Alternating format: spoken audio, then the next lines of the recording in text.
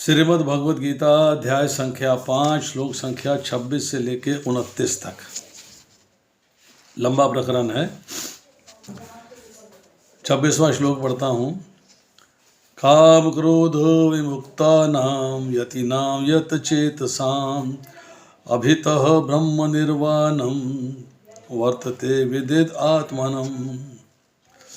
अनुवाद में लिखते हैं, जो क्रोध तथा समस्त भौतिक इच्छाओं से रहित है, जो स्वरूप सिद्ध है, आत्मसंयमी है और संसिद्धि के लिए निरंतर प्रयास करते हैं, उनकी मुक्ति निकट भविष्य में सुनिश्चित है।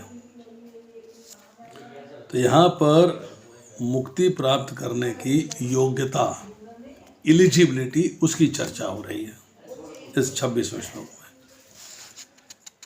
पहली बात क्या हुई कि क्रोध से रहित होना चाहिए। दूसरी बात, भौतिक इच्छाओं से रहित होना चाहिए। ये दोनों कनेक्टेड है। ध्यायतो विषयान पुंसा संग तेषु उपजायते संगात संजायते कामा कामात क्रोध विचाते। विषयों का चिंतन करने से उनमें आसक्ति होती है, आसक्ति करने से इच्छा होती है, कामना होती है, कामना पूरी करने के लिए कर्म होता है, जब कामना पूरी नहीं होती है तो क्रोध आता है। तो इंटरकनेक्टेड है ये।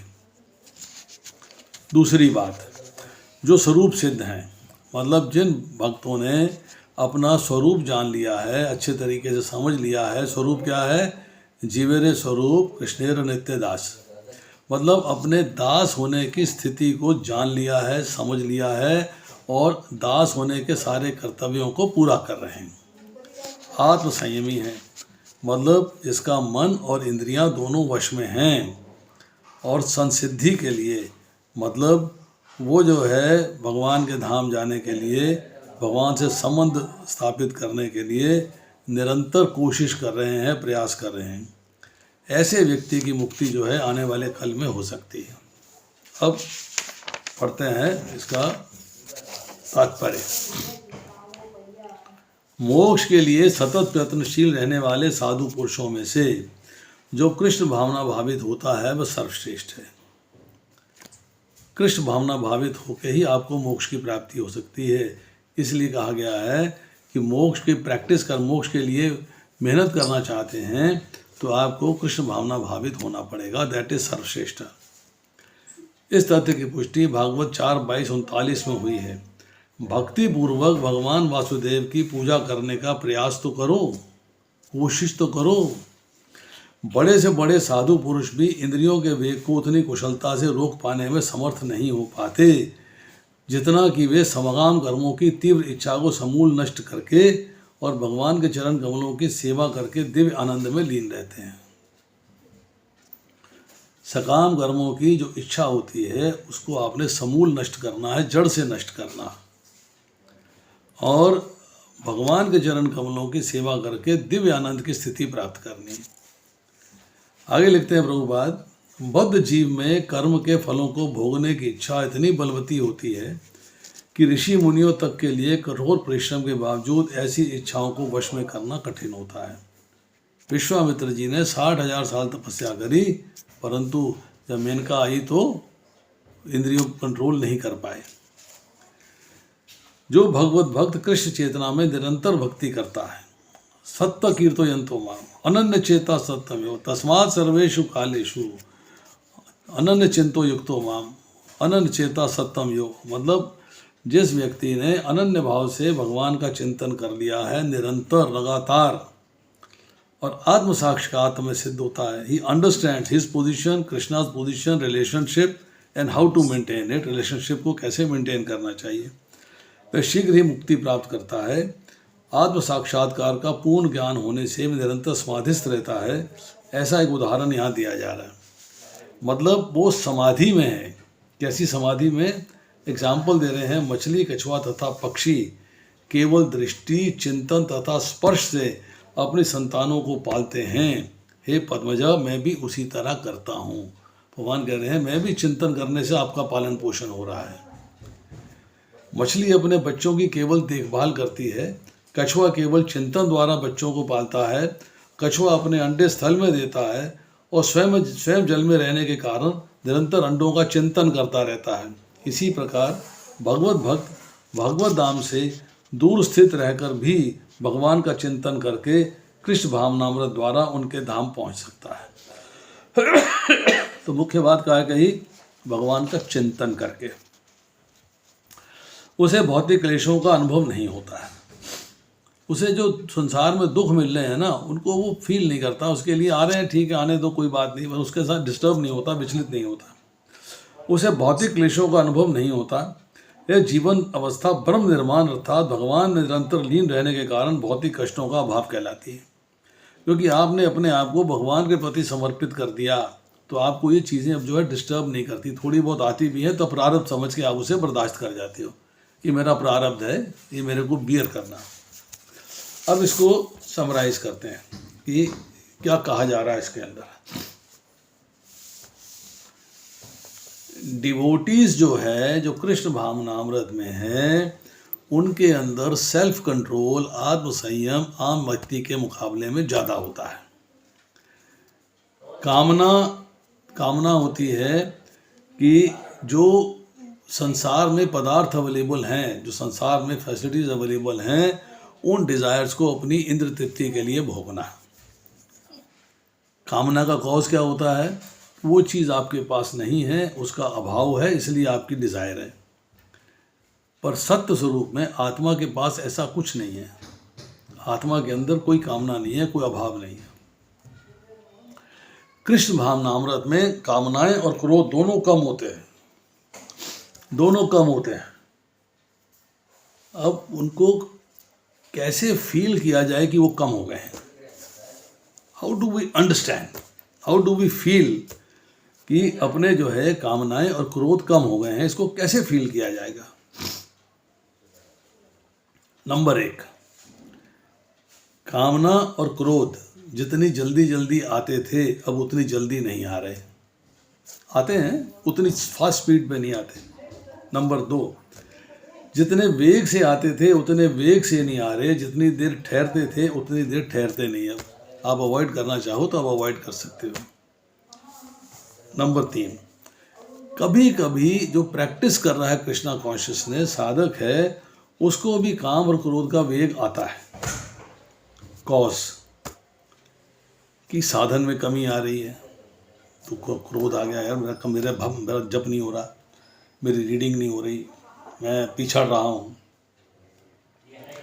सांसारिक भोगों की आसक्ति तो मिटती चली गई, परंतु पूर्ण अवस्था नहीं मिली। अभी भी सटल डिजायर्स हैं, एग्जिस्ट कर रही। पर कॉन्शियसनेस, हमारी चेतना शुद्ध तो हो रही है, पर काम क्रोध जो थोड़ा बहुत होता है हमें बहुत बड़ा लगता है। ये क्यों आया, हाय इतना काम, इतनी कामना आ गई, इतना क्रोध आ गया। उसके बाद ये चेतना तो शुद्ध हो रही है, परंतु काम और क्रोध बड़ा लगता है। ऐसा क्यों है? वाई इट इज सो, किस लिए है? तो जब कोई मन के विरुद्ध काम करता है तो बुरा लगता है। साधना करने वाला जो साधक है वो परवाह भी नहीं करता, परंतु उसका भाव जमा होता रहता है, ऐड होता रहता है, और एक समय आता है जब थोड़ी सी बात पर भी क्रोध आ जाता है। अब एक शब्द इस्तेमाल हुआ है इसमें, यत चेतसाम। अगर आपका भौतिक संसार से संबंध बड़ा गहरा है, डीप है, और मन वश में नहीं है, तो आप के अंदर न चेतना शुद्ध हो पाएगी और ना ही भौतिक संसार से संबंध विच्छेद हो पाएगा। ऑन द कॉन्ट्रेरी, अगर आपका भौतिक संसार से संबंध नहीं है तो मन भटकेगा ही नहीं। भौतिक संसार से संबंध ही नहीं, मैंने संबंध विच्छेद कर लिया हुआ है, तो मन जो है ऑटोमेटिकली अपने वश में रहेगा। विद आत्मनम मतलब उस महापुरुष की बात हो रही है जो स्वरूप सिद्ध की जहाँ चर्चा हुई, जिन्हें अपने स्वरूप का वास्तविक बोध हो गया है। अब शांत परम ब्रह्म, भगवान को प्राप्त करने वाला ज्ञानी पुरुष, इसने भक्ति योग के द्वारा भगवान को प्राप्त कर लिया है, मतलब उनके बड़ा क्लोज आ गया है। वो अपने अनुभव से, अपने अनुभव में ऊपर नीचे बाहर भीतर यहाँ वहाँ सब जगह निरंतर हर जगह भगवान है और कुछ नहीं। जो 7वें अध्याय 19वें श्लोक में कहा गया है, वासुदेवम सर्वमिति, हर जगह भगवान है, हर वस्तु में भगवान है, हर प्राणी में भगवान है, इसको फील करना शुरू कर देते हैं। यति बोलते हैं नॉर्मली एक साधु को, एक सन्यासी को, कि ज्ञान योग के द्वारा अर्थात सांख्य योग के द्वारा भगवान को प्राप्त जो तत्वज्ञानी भक्त है, आत्म संयमी है, उसको यति कहते हैं।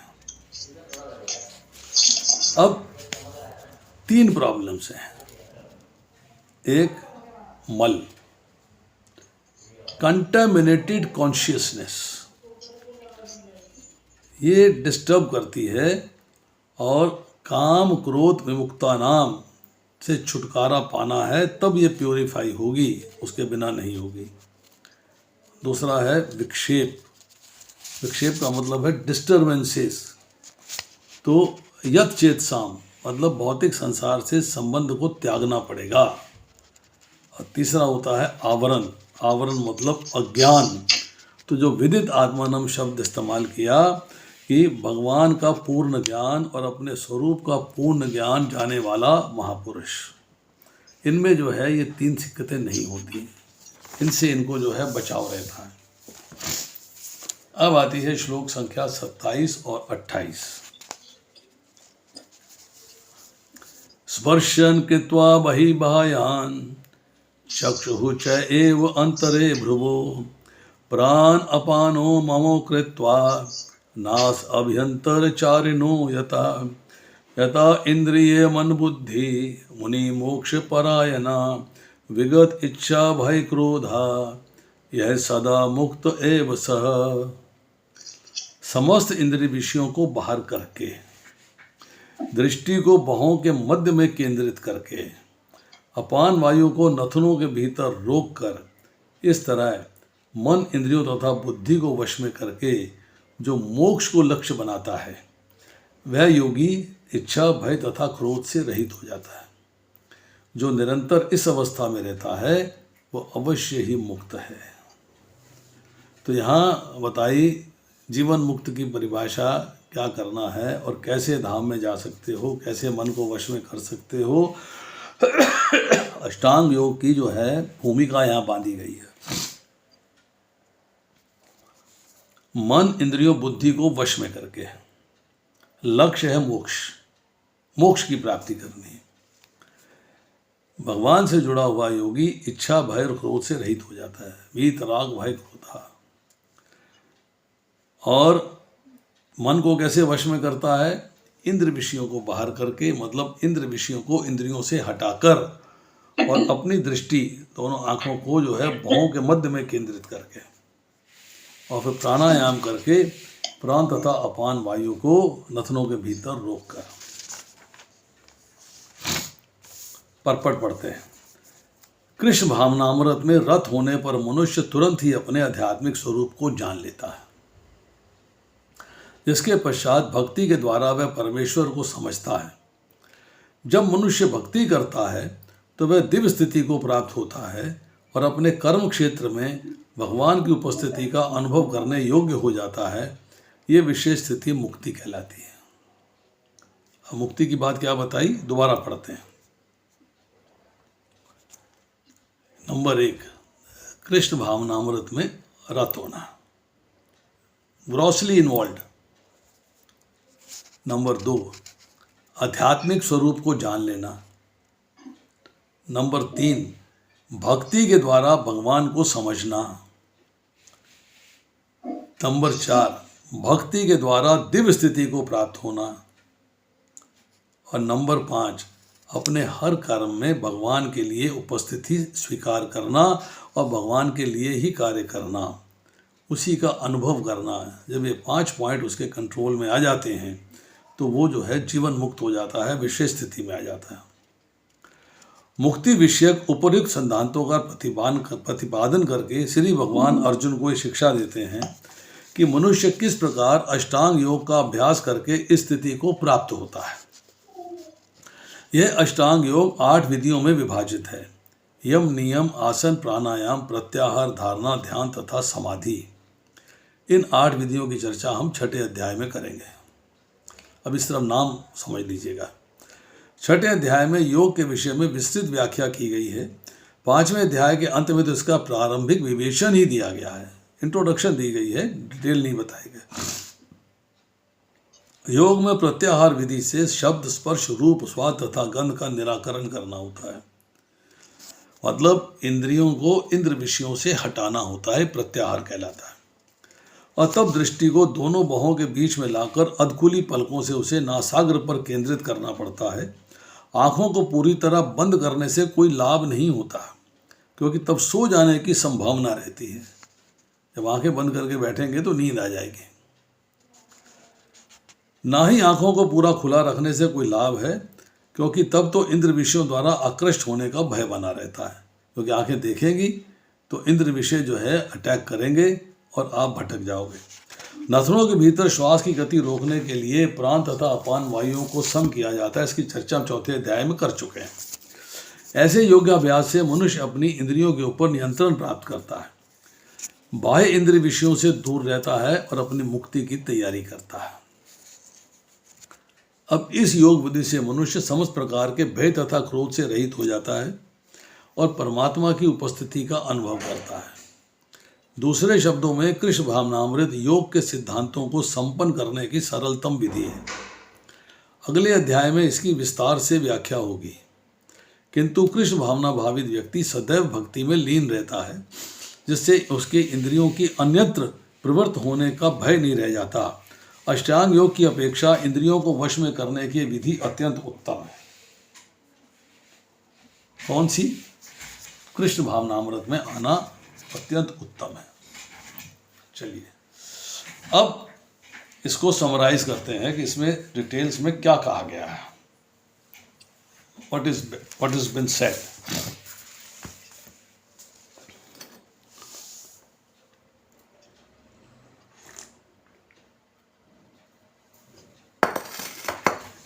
एक शुद्ध भक्त जो है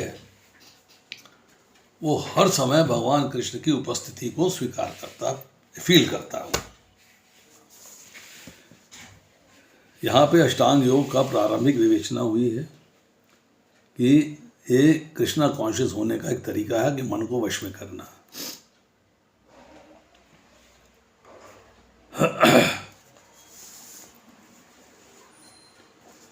सदा मुक्त होने की बात कही, जो इसके अनुवाद में भी लिखा हुआ है, परपट में भी लिखा हुआ है कि जो विषय हैं संपूर्ण बाह्य विषयों को मन से त्याग कर नेत्र दृष्टि को भ्रुकुटी के मध्य में स्थिर करके तथा नासिका में विचरने वाले प्राण और अपान को सम करके इंद्रिय, मन और बुद्धि को जीत लेने वाला मोक्ष परायण मुनि है, और जो इच्छा, भय एवं क्रोध से रहित रह चुका है वह सदा ही मुक्त है। तो एक बात आई इंपॉर्टेंट, बार बार इंद्रियां, मन और बुद्धि को जीत लेना। You have to win it. अब आप निष्काम कर्म योग करते हैं, उससे अंतःकरण की शुद्धि होती है और कॉन्शियसनेस की कंटामिनेशन खत्म होती है। तब जीव का ज्ञान बढ़ता है, अंडरस्टैंड करता है। भगवान का ज्ञान बढ़ता है तो भक्ति करता है।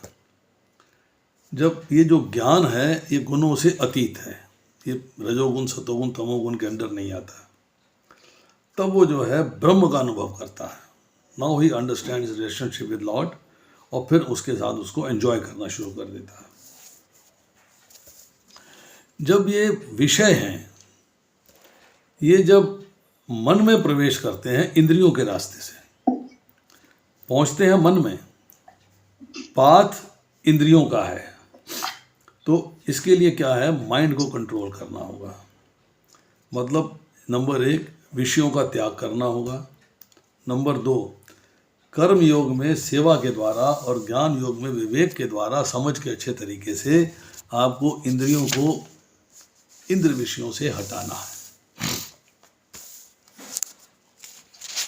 अब आती है चर्चा कि प्राण, जैसे हमने पहले चर्चा करी हुई है, नासिका से बाहर निकलने वाली वायु है, अपान नासिका से अंदर जाने वाली वायु है। तो जब बाईं नासिका होती है उसमें चलने को ईड़ा नाड़ी में चलना कहते हैं, और दाईं नासिका में चलने को पिंगला नाड़ी में चलना कहते हैं। अब प्राण वायु की गति जो है लंबी होती है, अपान वायु की गति छोटी होती है। तो इस इम्बैलेंस को चंचल मन को कंट्रोल में करके सेटल किया जाता है। सम करना है तो मन वश में है प्रोसेस। बाईं नासिका से प्राण अंदर, दाईं नासिका से प्राण वायु बाहर। इसका उल्टा, दाईं नासिका से अंदर और बाईं नासिका से बाहर। अब इनको बराबर का समय लगना चाहिए। तो जो हमारी स्पाइनल कॉर्ड होती है, सुषुम्ना नाड़ी होती है, उसकी गति, उसकी जो नर्व्स हैं, उन सबको शांति मिलती है, सूक्ष्म शांति प्राप्त होती है। अब जब गति सूक्ष्म हो जाएगी, सम हो जाएगी, शांत हो जाएगी, तो इंद्रिय चिंतन कम हो जाएगा, जीरो हो जाएगा, तो भगवान का स्वाभाविक चिंतन होने लगेगा। अब समझिए,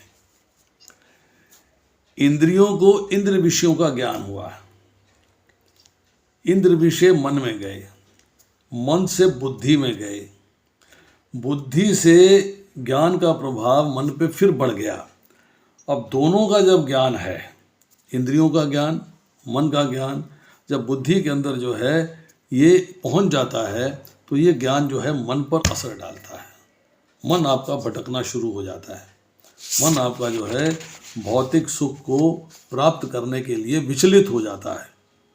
परंतु अगर आप इसे कंट्रोल कर लेते हो तो भौतिक सुख को त्यागने में समर्थ हो जाते हो, देन आप जो है योग्यता प्राप्त करते हो भगवत धाम जाने की।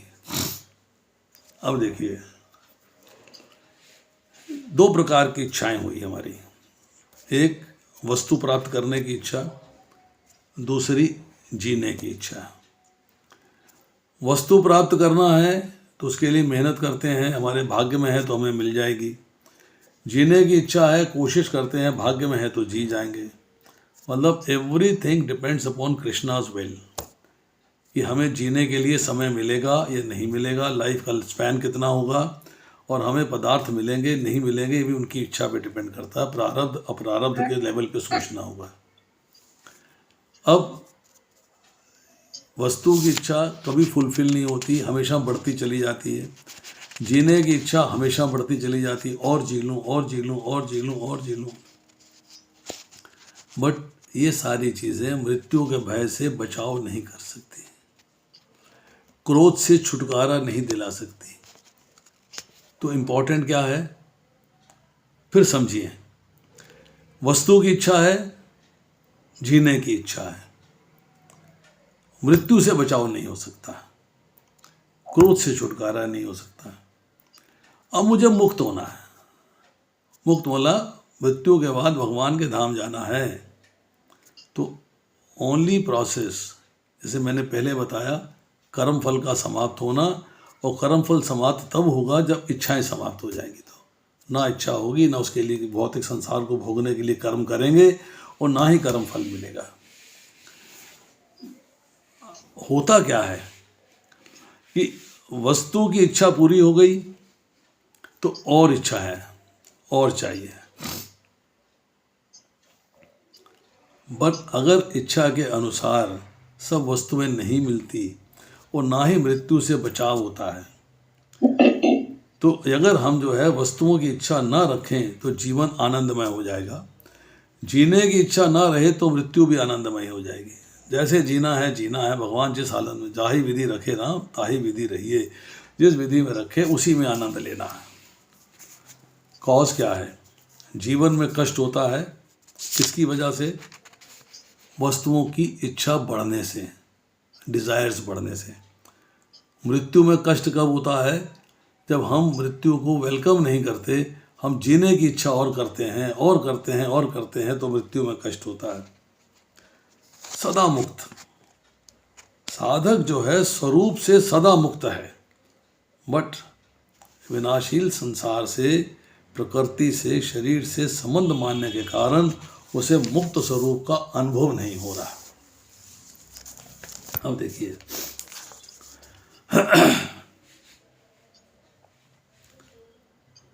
एक योग शास्त्र भी चर्चा करते हैं कि भ्रिकुटी के मध्य में कुछ लोग कहते हैं कि आत्मा यहाँ होती है, कुछ लोग कहते हैं भगवान यहाँ होते हैं। नहीं, भ्रिकुटी के मध्य में होता है द्विदल आज्ञा चक्र, उसका नाम है द्विदल आज्ञा चक्र। उसके निकट है सप्तकोश, सप्तकोश के पास है उन्मनी कोश जो कि अंतिम कोश है। और जब यहाँ कोई पहुँच जाता है प्रैक्टिस के द्वारा तो मोक्ष की प्राप्ति हो जाती है। मैं इसे एक प्रोसेस बताया है कि कैसे आपको इसे करना है। अब दूसरे अध्याय के अंदर चर्चा आती है कि इंद्रियां जब चाहें, जिस विषय में चाहें, स्वच्छंद घूमती रहती हैं। क्यों? मन चंचल है, मन से डिजायर्स होती रहती हैं, इंद्रियां घूमती रहती हैं।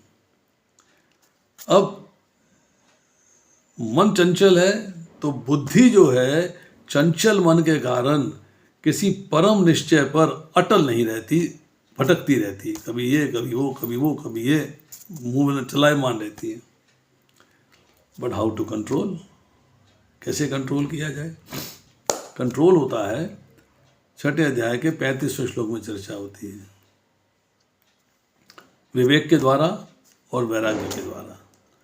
विवेक का मतलब है आर्ट ऑफ डिस्क्रिमिनेशन, वैराग्य का मतलब है आपको भगवान से संबंधित जो वस्तुएं हैं उनको स्वीकार करना, और जो भगवान से संबंधित नहीं हैं, जो आपकी भक्ति में आगे नहीं दे रही हैं आपको साथ, उनको रिजेक्ट करना। अब इंद्रियों का मन पे असर होता है, मन का बुद्धि पे होता है, और बुद्धि का मन पे होता है, और मन का इंद्रियों पे होता है। जैसे बीज बरगद, बीज बरगद, एक प्रोसेस चलता रहता है। मन जैसा चाहेगा इंद्रियां वैसे ही कर, जिस चीज़ को आप देखना चाहोगे उसी को देखोगे, जिसको सुनना चाहोगे उसी को सुनोगे। तो मोस्ट इम्पॉर्टेंट क्या है? मोस्ट इम्पॉर्टेंट है इंद्रियां, मन और बुद्धि। इनको ब्रेक करना है विवेक के द्वारा।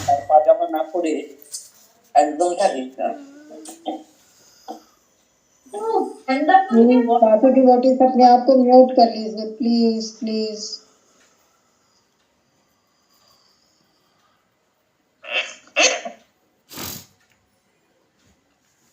तो यहाँ पर जो है एक प्रारंभिक विवेचन दिया गया है अष्टांग योग के बारे में। अब करते हैं श्लोक संख्या 29। भोक्तारम यज्ञ तपसाम सर्वलोक महेश्वरम स्वहृदम सर्वभूतानां ज्ञात्वा मां शांति मृच्छति। मुझे समस्त यज्ञों तथा तपस्याओं का परम भोक्ता, समस्त लोकों तथा देवताओं का परमेश्वर एवं समस्त जीवों का उपकारी एवं हितैषी जानकर मेरे भावनाव्रत में पूर्ण पुरुष भौतिक दुखों से शांति लाभ करता है। बहुत बातें बताई इस श्लोक के अंदर। पहली बात कि सब यज्ञों का भोक्ता मैं हूँ, मैं परम भोक्ता हूँ। दूसरी बात, सब लोगों का और देवताओं का परम ईश्वर मैं हूँ। तीसरी बात, समस्त जीवों का उपकारी एवं हितैषी हूँ। चौथी बात, जो मेरे भावनामृत में मतलब कृष्ण भावनामृत में आ जाता है ऐसा पुरुष भौतिक दुखों से शांति लाभ करता है। तो 5वें अध्याय का 29वां श्लोक बहुत इंपॉर्टेंट श्लोक है।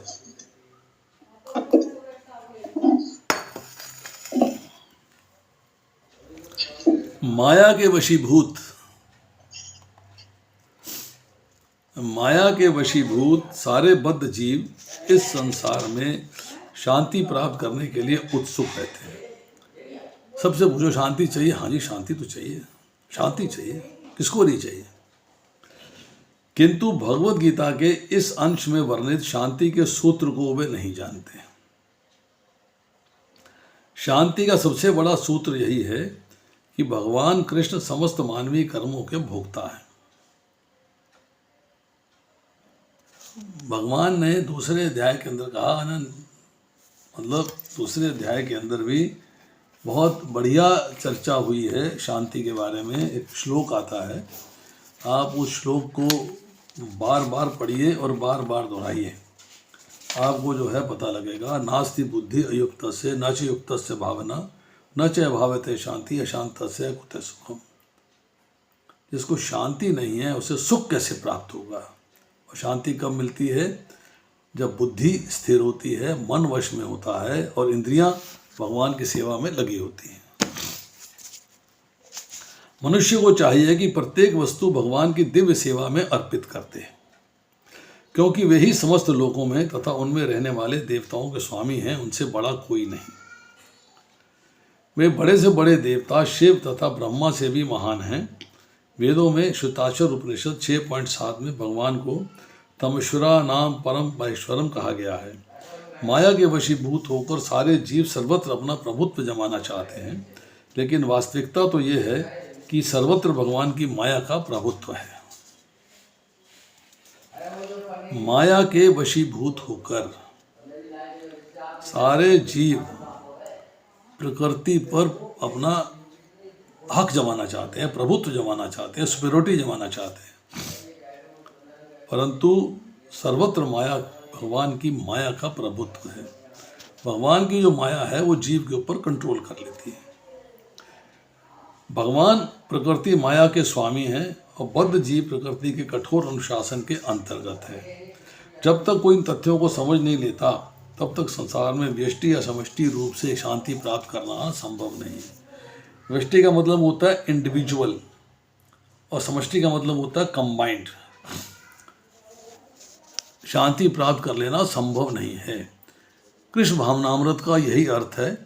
भगवान कृष्ण परमेश्वर हैं तथा देवताओं सहित सारे जीव उनके आश्रित हैं। पूर्ण कृष्ण भावनामृत में रहकर ही पूर्ण शांति प्राप्त की जा सकती है। पूर्ण शांति चाहिए तो आपको कृष्णा कॉन्शियसनेस को सिंसियरली एंड सीरियसली फॉलो करना पड़ेगा। अब प्रभु समराइज कर रहे हैं। ये 5वां अध्याय कृष्ण भावनामृत की, जिसे सामान्यतः कर्म योग कहते हैं, व्यवहारिक व्याख्या है। यहाँ पर इस प्रश्न का उत्तर दिया गया है कि कर्म योग से मुक्ति किस तरह प्राप्त होती है।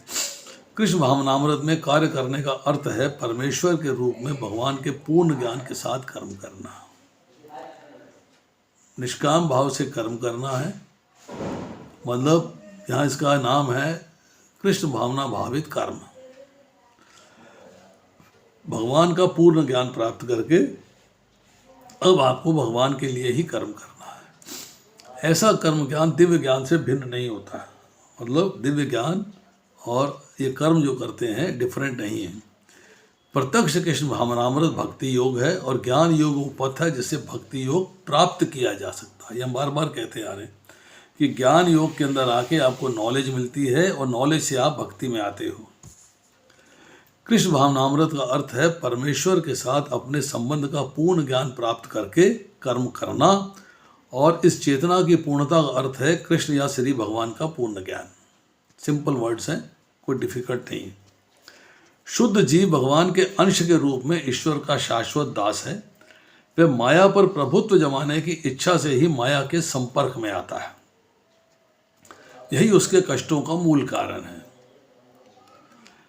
जब तक वह पदार्थ के संपर्क में रहता है उसे भौतिक आवश्यकताओं के लिए कर्म करना पड़ता है, किंतु कृष्ण भावनामृत उसे पदार्थ की परिधि में स्थित होते हुए भी आध्यात्मिक जीवन में ले आता है। समझ गए बात? बड़ी क्लियर है कि आप जो है भौतिक संसार में रहते हो, भौतिक संसार की सारी सुविधाएं, सारी फैसिलिटीज यूज करते हो अपने जीवन को चलाने के लिए, एंजॉय करने के लिए नहीं। जीवन को चलाने के लिए आपने इस्तेमाल करी। एंजॉय किसे करना है? एंजॉय करना है आपको भगवान के साथ अपने संबंध को। उस संबंध को कैसे निभाना है, उस आर्ट को एंजॉय करना है।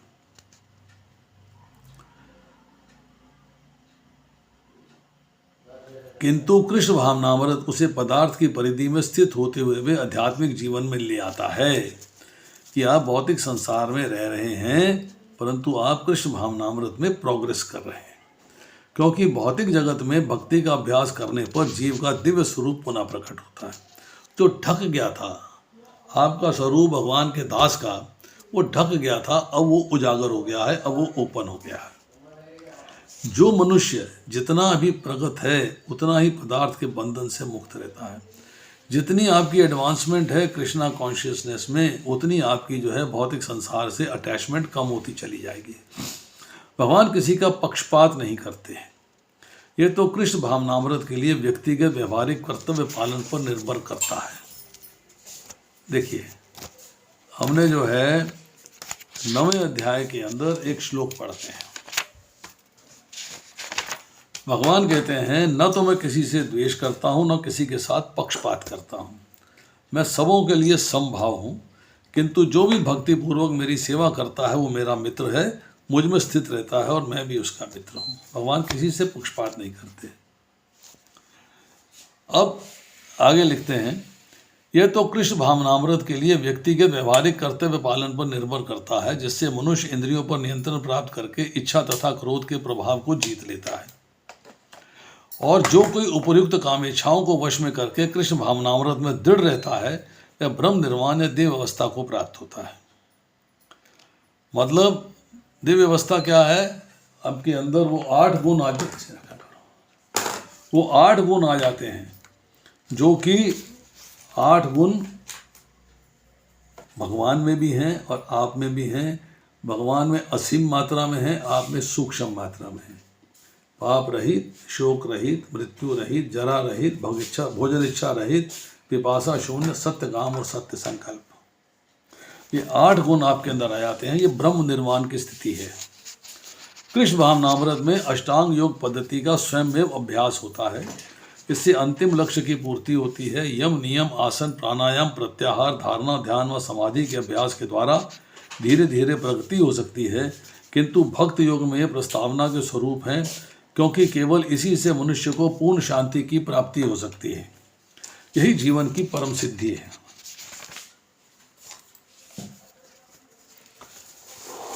अरे नहीं कर पाया यार, फिर उसको दे देना। अंधी अकल की कोई।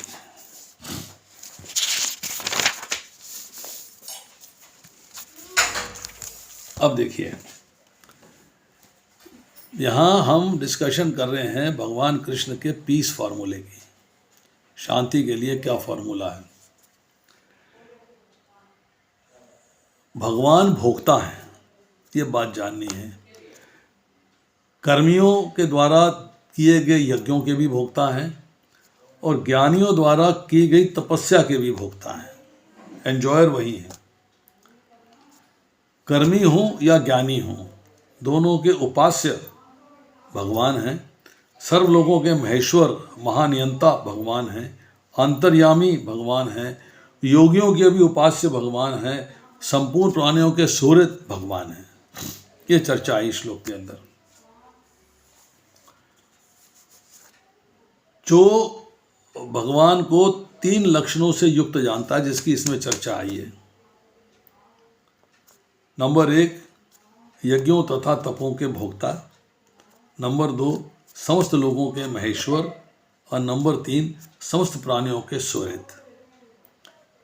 ये भगवान को इस लक्षणों से जानना चाहिए। अब अगर बाई चांस एक ही लक्षण से जानता है पर पूर्ण रूप से जान लेता है, तब भी शांति प्राप्त होती है। श्वेताक्षर उपनिषद की चर्चा यहाँ आई कि आपको जब तक भौतिक संसार से संबंध से मुक्ति प्राप्त नहीं होगी, मतलब संबंध विच्छेद नहीं होगा, तब तक आप शांति प्राप्त नहीं कर सकते। नहीं तो मन भटकता रहेगा, शांति मिलेगी नहीं। सुहृद शब्द इस्तेमाल हुआ। सुहृद सर्वभूता नाम। सुहृद 2 हैं, एक नहीं है।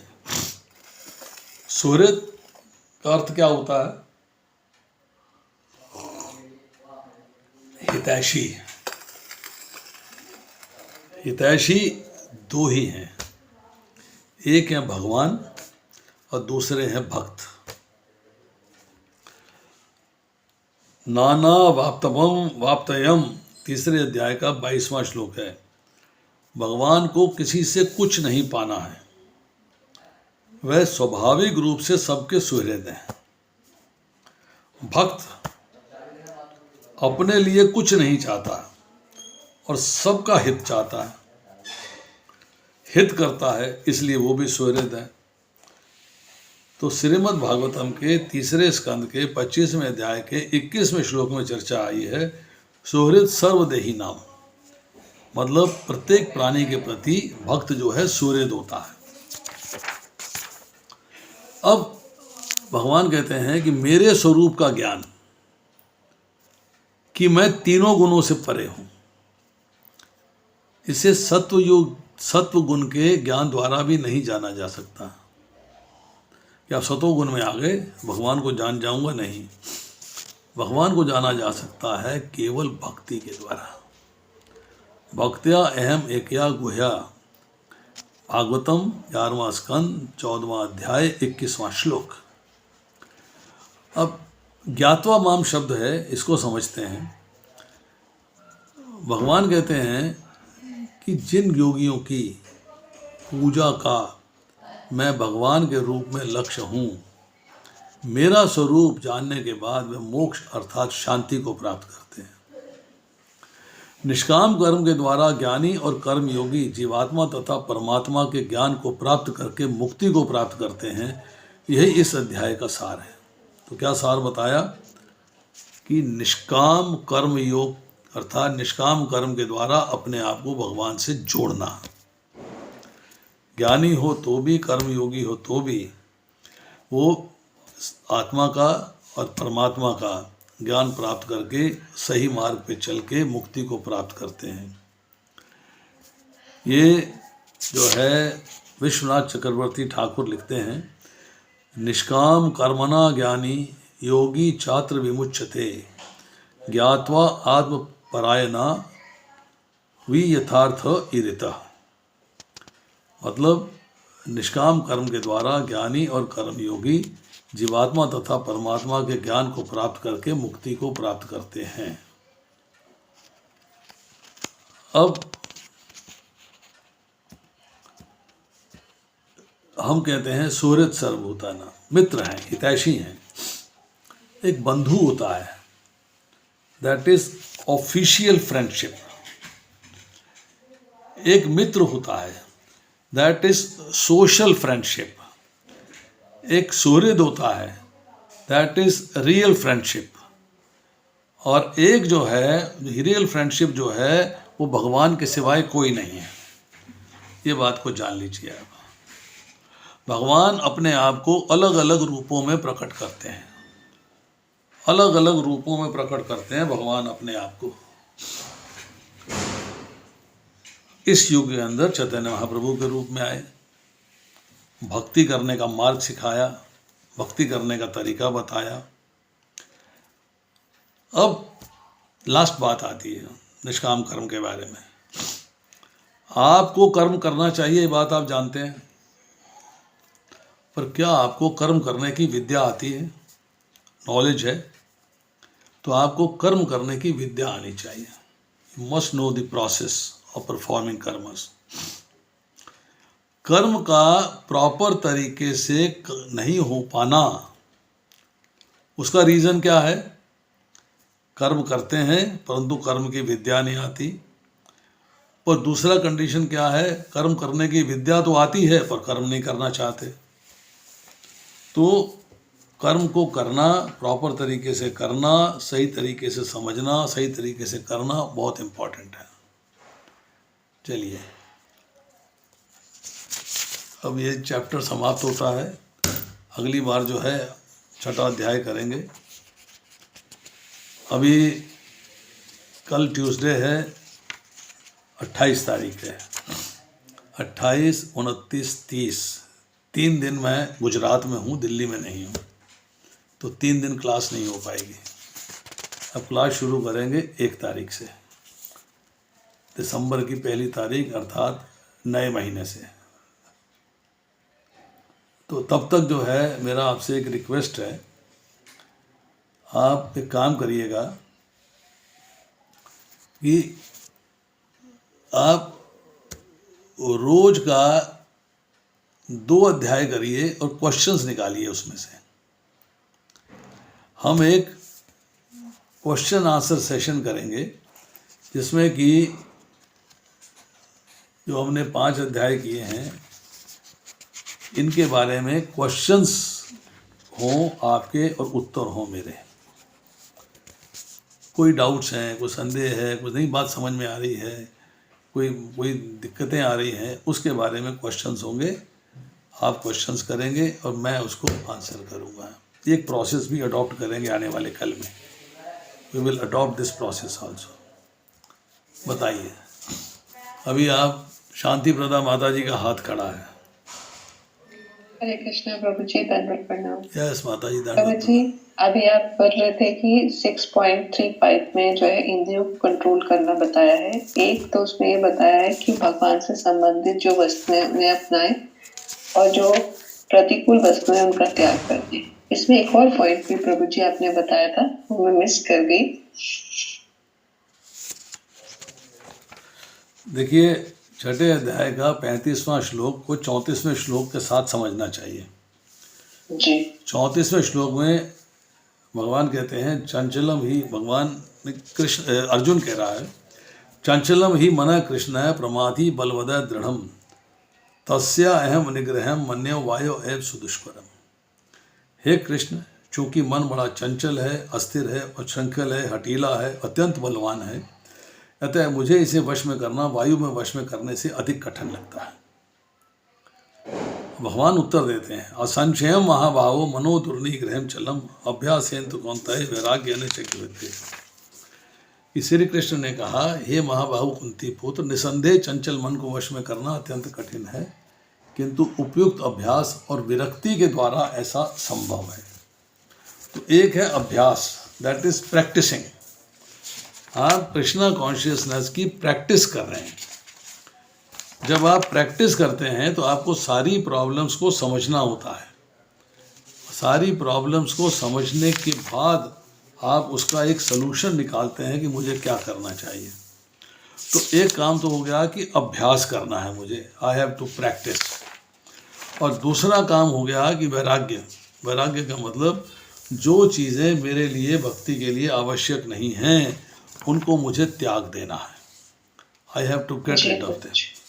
मुझे उनकी जो है इच्छा नहीं करनी है। और जो वस्तुएं मेरे पास हैं परंतु भगवत भक्ति में मेरी सहायक नहीं हैं, उनको मुझे त्याग देना है।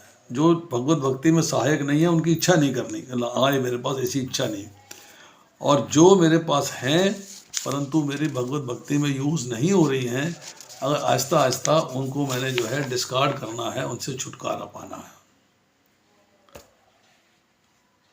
तो 2 बातें हैं, एक हो गया अभ्यास और दूसरा हो गया वैराग्य।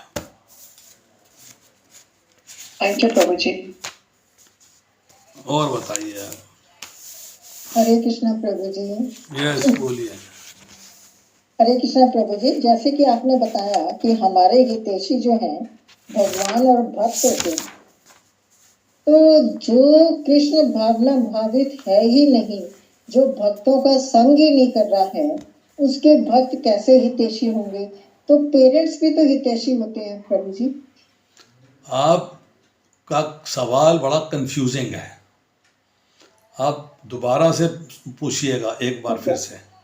ठीक है। मेरा क्वेश्चन ये है प्रभु जी, जैसे अभी हमें बताया गया कि हमारे हितैषी भगवान और भक्त होते हैं, ठीक है। तो मैं ये पूछना चाहती हूँ कि जो पेरेंट्स होते हैं बच्चे की, वो भी तो हितैषी होते हैं। ठीक है। और इसके साथ ये भी कंफ्यूजन है मुझे, जो कृष्ण भावना भावित है ही नहीं, जो भक्तों का संग ही नहीं कर रहा है, उसके भक्त कैसे हितैषी होंगे? अच्छा,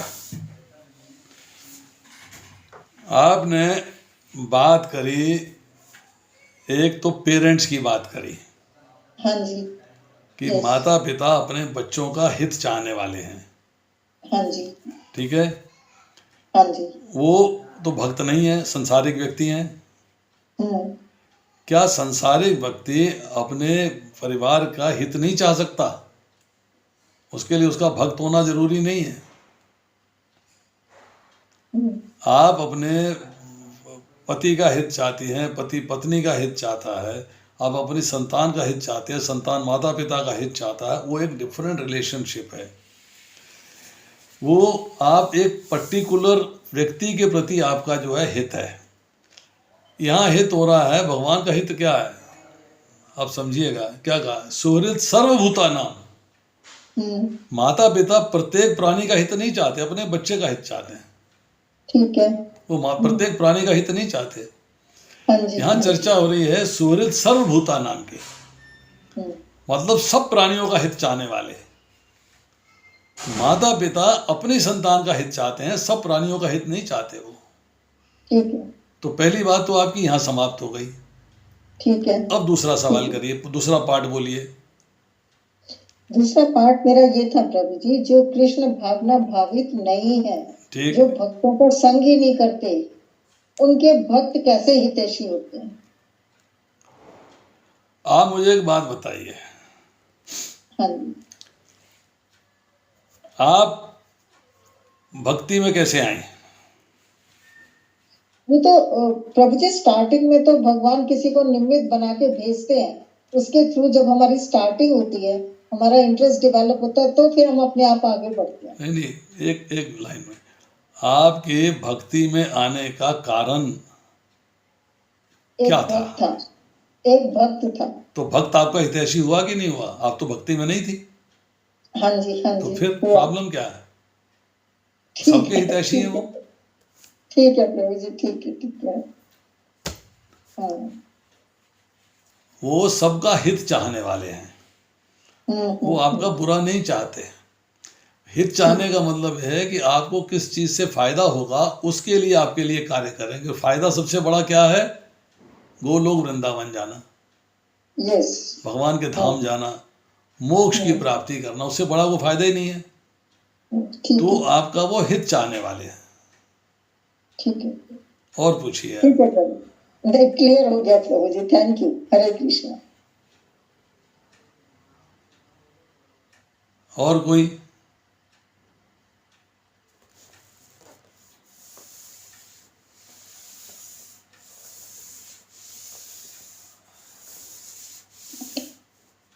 प्रश्न जो है वो निकल के आए तो बड़ा अच्छा लगता है,